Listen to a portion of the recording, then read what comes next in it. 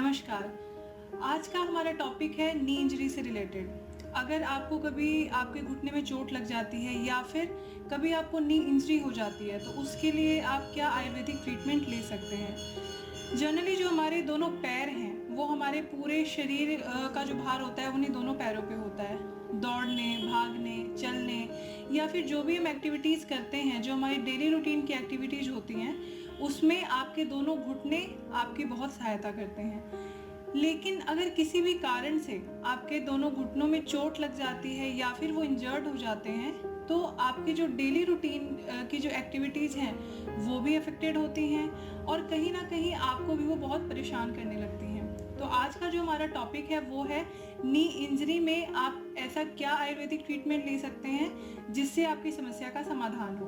तो सबसे पहले हम बात करते हैं कारणों के बारे में कि ऐसे कौन से कारण हैं जिससे आपको नी इंजरी हो सकती है या हो जाती है।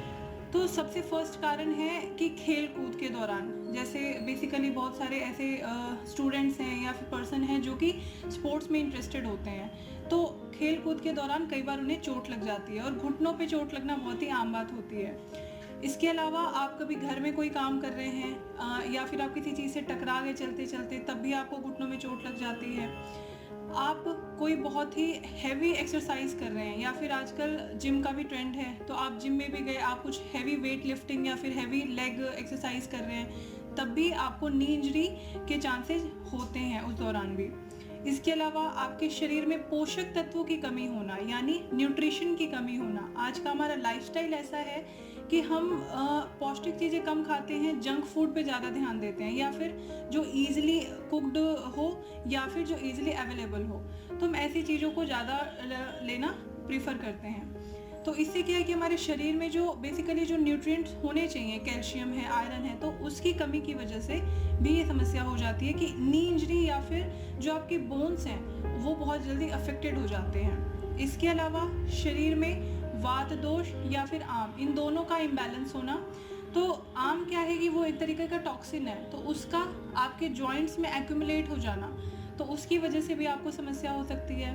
इसके अलावा अर्थराइटिस, अगर किसी को अर्थराइटिस की प्रॉब्लम है और वो उसको काफ़ी लंबे समय से इग्नोर कर रहे हैं, तब भी आपको नी इंजरी की समस्या हो सकती है। ये मैंने कुछ कारण बताए हैं कि जिसकी वजह से आपको नी इंजरी हो सकती है। इसके अलावा और भी बहुत सारे कारण हैं, ये मैंने कुछ जो मोस्ट कॉमन जो रीजंस हैं वो मैंने आपके साथ डिस्कस किया है। अच्छा, इसके क्या सिम्टम्स हो सकते हैं या फिर क्या क्या, फॉर एग्जांपल मैं बताती हूँ, जैसे लिगामेंट टियर यानी जो आपका नी एरिया है वहाँ पे लिगामेंट टियर हो जाना, डिसलोकेशन यानी हड्डियों का अपने मूल स्थान से थोड़ा सा खिसक जाना। इसके अलावा ACL एक प्रॉब्लम है। तो ACL में भी क्या होता है कि कई बार हम चलते चलते रहते हैं, अगर कोई रोड ठीक नहीं है या फिर हम चलने पे ध्यान नहीं दे रहे हैं, तो उसकी वजह से क्या होता है कि पैर मुड़ जाते हैं, तो उसकी वजह से भी लिगामेंट टियर हो जाता है। तो ये ACL एक तरह का लिगामेंट टियर ही है। उसके अलावा ये बास्केटबॉल जो प्लेयर्स खेलते हैं या वॉलीबॉल या फुटबॉल, तो उनमें ज़्यादातर देखने को मिलता है ACL के केसेस। उसके साथ ही साथ अगर आपको जैसे हेयर लाइन फ्रैक्चर भी हो जाता है, एक होता है फ्रैक्चर, एक होता है हेयर लाइन फ्रैक्चर, यानी बस थोड़ी सी एक साइड लाइन से आपको फ्रैक्चर हुआ है। तो ये कुछ एग्जांपल्स हैं। तो इनमें आपको डायरेक्ट सर्जरी को ऑप्ट करने की नीड नहीं है। अगर इनमें से कोई समस्या हुई है तो आप आयुर्वेदिक ट्रीटमेंट भी ले सकते हैं। लक्षण क्या होते हैं? लक्षण ऑफ कोर्स, अगर आपको चोट लगी है या फिर आपका कोई एरिया अफेक्टेड है तो आपको पता चल जाता है कि हाँ ये एरिया अफेक्टेड है। तो लक्षण क्या आएंगे? आपको हो सकता है कि स्वेलिंग भी हो यानी सूजन हो, आपको जो एरिया अफेक्टेड है यानी नी वाला पार्ट है वहाँ पे आपको स्ट्रेचिंग फील हो यानी स्ट्रेच फील हो, आपको मूवमेंट जो है आपका वो रिस्ट्रिक्ट हो जाए, यानी आपको डेली एक्टिविटी जो आप कर रहे हैं उसमें आपको दिक्कत हो सकती है। इसके अलावा आपको पेन हो सकता है, जो पूरा एरिया है वो पूरा रेड हो सकता है, रेडनेस हो सकती है वहाँ पे। आप जैसे भी पैर को मूव करेंगे तो आपको एक अलग सा खिंचाव महसूस होगा। तो ये कुछ चीज़ें हैं जो कि आपको एज ए सिम्टम या लक्षण दिखने को मिल सकते हैं। अब हम बात करते हैं कि ऐसे कौन सी ट्रीटमेंट हैं आयुर्वेद में, ऐसे कौन से उपचार हैं जिससे आप नी इंजरी या फिर आपके घुटनों में अगर कोई इंजरी हुई है, चोट लगी है, तो आप उसको ठीक कर सकते हैं। तो दो पार्ट्स में हम इसको डिवाइड कर सकते हैं, शोधन और शमन। शमन चिकित्सा में हम बेसिकली मेडिसिन देते हैं, आपको मेडिसिन जो जो बिल्कुल बेसिक मेडिसिन हैं, जैसे मुस्तादी मर्म कषाय है, दशमूल कषाय है, लाक्षादी गुगलू है, योगराज गुगलू है, तो ये कुछ मेडिसिन हैं जो कि हम देते हैं। इसके अलावा पर्सन को कितनी चोट लगी है, उसकी चोट की इंटेंसिटी कितनी है, उसको पेन कितना है, उसकी प्रकृति कैसी है, उस पर डिसाइड करते हैं कि इसमें और क्या मेडिसिन ऐड होनी है। अब हम बात करते हैं शोधन चिकित्सा की, यानी डिटॉक्सिफिकेशन बोलिए, या फिर बेसिकली जो ये शोधन चिकित्सा है ये रूट कॉज को दूर करती है, यानी जिस वजह से आपको समस्या हुई है उसको दूर करती है।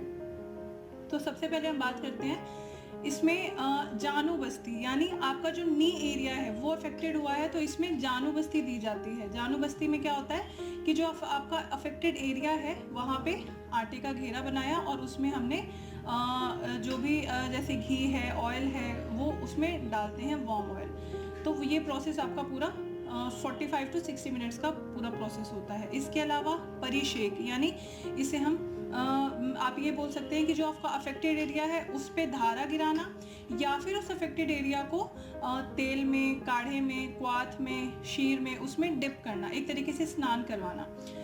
इसके साथ ही साथ पोटली स्वेद, इसमें दो तरीके की पोटली होती है, एक पाउडर की और एक पत्तों की, तो इसे एलाकीजी भी कहते हैं।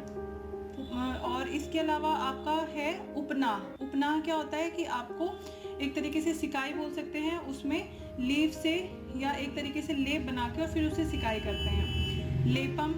इसके अलावा अग्निकर्म, अग्निकर्म अनुशास्त्र में आता है, अग्निकर्म किया जाता है। अगर आपको पेन बहुत ज़्यादा है तो अग्निकर्म करते हैं। बस्ती दी जाती है, बस्ती में मात्रा बस्ती, अनुवासन बस्ती। अगर वात की इम्बैलेंस की वजह से प्रॉब्लम दिख रही है तो वहाँ पे बस्ती बहुत ही अच्छी चिकित्सा मानी जाती है आयुर्वेद में। इसके अलावा आप शिष्टिक शालीश्वेर, इसे नवरा कीजी भी कहा जाता है। ये बेसिकली बहुत ही अच्छी मतलब आप इसको कर्म बोलिए, थेरेपी बोलिए।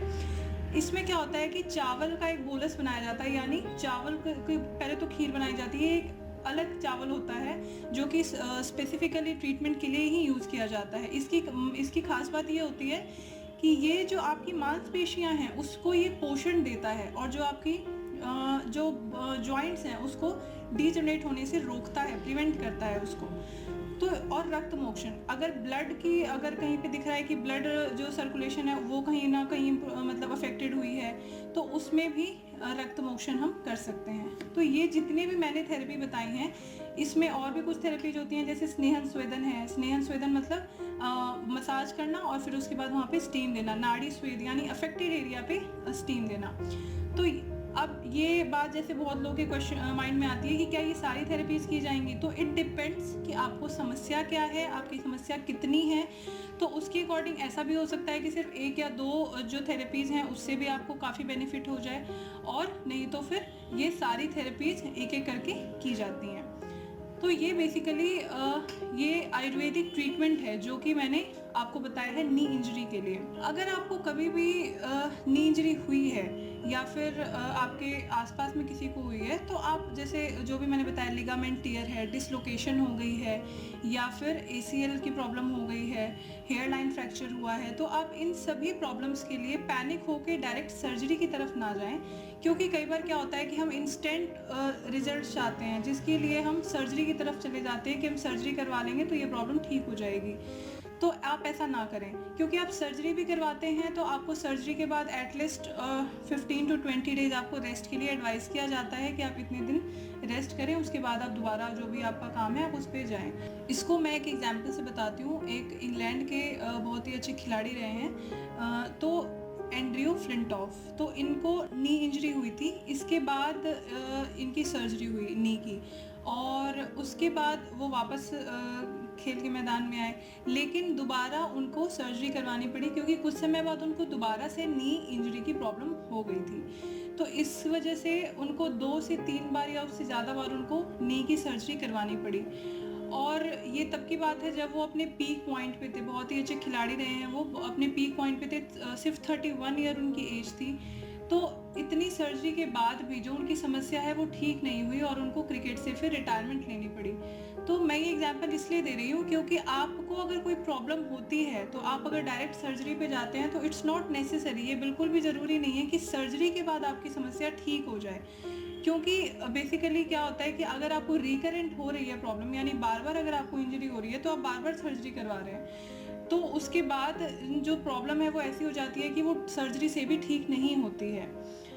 तो इसीलिए अगर आपको इनमें से कोई भी समस्या होती है, अगर आपको चोट लगती है, आपको लिगामेंट टियर होता है, हेयर लाइन प्रॉब्लम है, एसीएल की प्रॉब्लम है, तो आप एटलीस्ट आयुर्वेदिक ट्रीटमेंट को ऑप्ट कीजिए। आपको एक और एग्जांपल के साथ बताती हूँ, जैसे कुछ सॉकर की टीम्स हैं जो वर्ल्ड की बेस्ट टीम्स में आती हैं, man United, Liverpool and Chelsea. ये कुछ ऐसी टीम्स हैं जिन्होंने अपने जो प्लेयर्स हैं, इनके सॉकर के प्लेयर्स हैं, तो उनके लिए इन्होंने आयुर्वेदिक एक्सपर्ट्स रखे हुए हैं कि अगर इनको कोई प्रॉब्लम होती है, अगर इनकी कोई इंजरी होती है, तो उसका जो ट्रीटमेंट है वो आयुर्वेद के उससे हो जाए, ना कि उनको सर्जरी को ऑप्ट करना पड़े।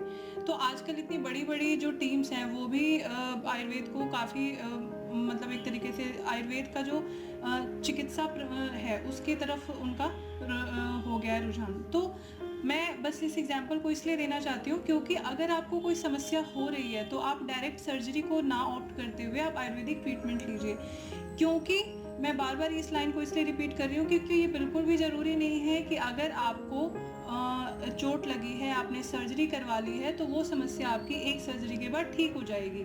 क्योंकि जैसा मैंने अभी एग्जाम्पल दिया था कि कई बार ये प्रॉब्लम्स रिकरेंट होती हैं, बार बार होती हैं, तो आपको बार बार सर्जरी करवानी पड़ती है और एक बार ऐसा समय आता है कि सर्जरी भी उस चीज़ को ठीक नहीं कर पाती। लेकिन अगर आप आयुर्वेदिक ट्रीटमेंट करवाते हैं तो उसमें क्या होता है कि आपको ज़्यादा टाइम नहीं होता, 7 to 21 डेज़ या फिर 1 मंथ मान लीजिए। अगर आप इतने दिन लगातार अगर आप ट्रीटमेंट लेते हैं तो फिर जो आपकी समस्या है, जो रूट कॉज है वो दूर हो जाता है, जो जिस वजह से प्रॉब्लम हुई है वो दूर हो जाता है। जैसे इसमें कुछ थेरेपीज हैं, जैसे परिशेक है, षष्टिकशाली है, पोटली है, स्नेहन है, तो धारा है। तो ये जो थेरेपीज हैं, आयुर्वेदिक थेरेपीज हैं, तो ये बेसिकली इनका काम क्या है कि ये धातुओं को, मांस जो आपका है उसको बल देती हैं। जो अगर धातुओं के क्षय की वजह से अगर प्रॉब्लम हो रही है तो उसको ठीक करती हैं। अगर आपको जो मतलब बेसिकली पोषक तत्वों की कमी हो गई है आपकी बॉडी में, तो कहीं ना कहीं वहाँ पे पोषण करती हैं। हड्डी जो आपका अगर बल खत्म हो गया है, हड्डियों जोड़ जो है वहाँ पे बल खत्म हो गया है, तो वहाँ पे बल प्रदान करती हैं और रूट कॉज जो भी है उसको दूर करती है, जिससे जो ये प्रॉब्लम है, जो इंजरी है, वो बार बार रिकरेंट नहीं होती, यानी बार बार रिपीट नहीं होती। यानी एक तरीके से 90% तक चांसेस उनके खत्म हो जाते हैं कि वो प्रॉब्लम दोबारा से आएगी। तो इसीलिए अगर आपको कोई भी ऐसी समस्या हो रही है, अगर आपकी नी में कभी चोट लगी है या लिगामेंट टियर हुआ है, एसीएल की समस्या आ रही है, डिसलोकेशन हुआ है, तो आप सर्जरी की तरफ ना जाके आप आयुर्वेदिक थेरेपीज अपनाइए। आपको कुछ ही दिन में खुद ही इम्प्रूवमेंट फील होगा और उसके बाद फिर आप इसको कंटिन्यू कर सकते हैं।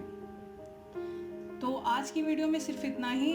मैं जाते जाते सिर्फ इतना ही कहूँगी कि अगर आपको कोई समस्या होती है तो आप उसका इंस्टेंट रिजल्ट चाहते हैं, लेकिन कई बार हम इंस्टेंट जो हमारा ट्रीटमेंट होता है तो वो लॉन्ग टर्म नहीं होता, यानी आपको वो बार बार रिपीट करवाना पड़ता है। लेकिन फिर भी अंत में वो ऐसा हो जाता है कि आप फिर किसी भी थेरेपी से आपको लाभ नहीं मिलता। तो इसीलिए स्टार्टिंग में ही आप आयुर्वेदिक ट्रीटमेंट करवाइए, तो इससे जो है आपकी समस्या लंबे समय तक ठीक रहती है। और कई बार ऐसा होता है कि जो रूट कॉज है, यानी जो कारण है जिसकी वजह से समस्या है, तो वो बिल्कुल ख़त्म हो जाती है।